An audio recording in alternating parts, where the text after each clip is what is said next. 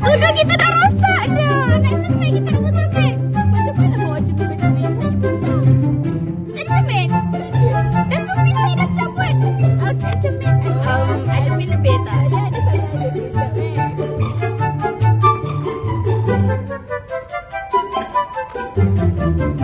Di mana ni tak jumpa lah.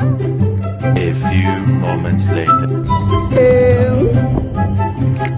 Nak cari lah start. Nak pergi sekolah dah, dia dah lambat. Nanti kita tahan macam mana?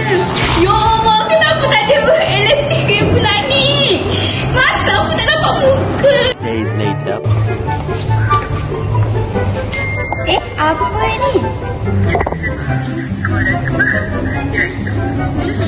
Wah, macam hebat je nak beli. Ya.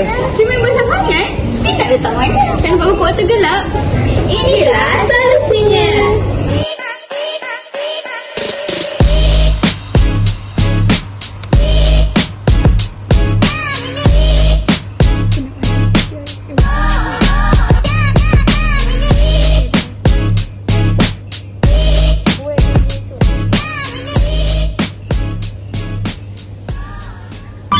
Kita nak betulkan.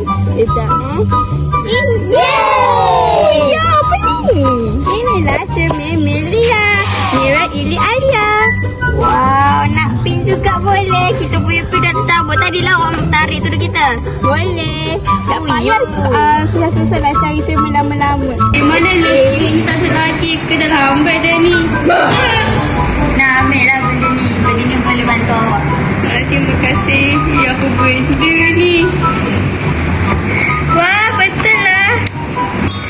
Wow. Okey, saya dah boleh pergi sekolah.